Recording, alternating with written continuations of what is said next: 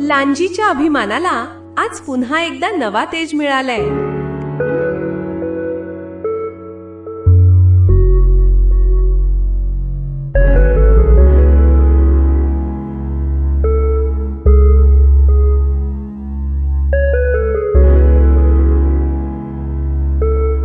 दत्त जयंतीच्या पावन औचित्याने आनंद दत्तधाम आश्रमातून निघालेल्या महाराष्ट्राचे स्वच्छता दूत आणि राष्ट्रीय संत साईनाथ महाराज आपल्या शुभ हस्ते वनराई बंधाऱ्याचे जलपूजन पार पडलं।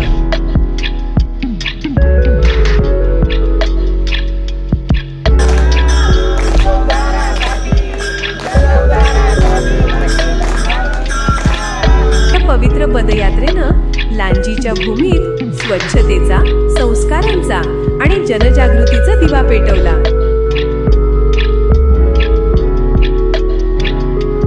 मुख्यमंत्री पंचायत राज समृद्धी योजनेखाली लांजी ग्रामपंचायत मध्ये राबविण्यात आलेल्या स्वच्छता अभियानाला नागरिकांचा तुफान प्रतिसाद।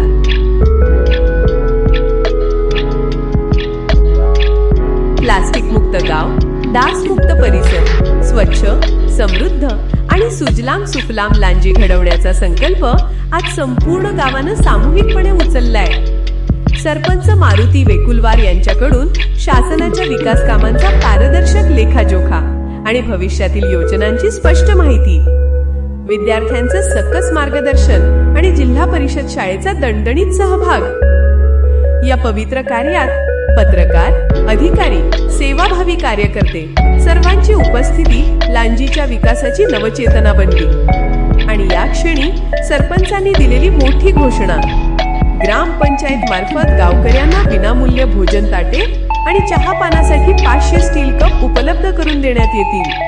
आता ग्रामपंचायतीच्या वतीने तुम्हाला आश्वासन देतो, मी या गावासाठी 1,500 कप चहा पिण्याचे 1,500 कप ज्यांचे घरी सार्वजनिक कार्यक्रम असेल तर ग्रामपंचायतकडून 1,500 कप आम्ही त्यांना निःशुल्क देऊ आणि त्यांनी आमच्या कपात आणून द्यावं, ज्यांनी लागेल त्यांनी निःशुल्क घेऊन जावा।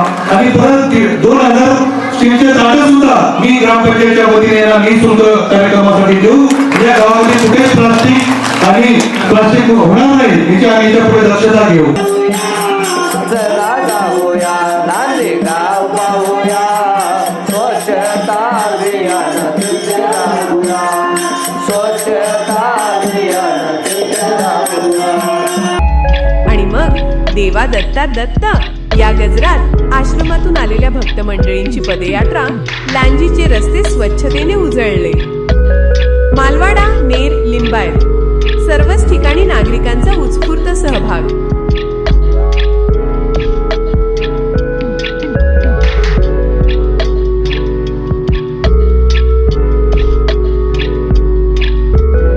स्वच्छतेच्या संकल्पातून सुरू झालेला हा दिव्य उत्सव राष्ट्रगीत, दत्त आरती आणि महाप्रसादाच्या प्रसादातून संपूर्ण झाला।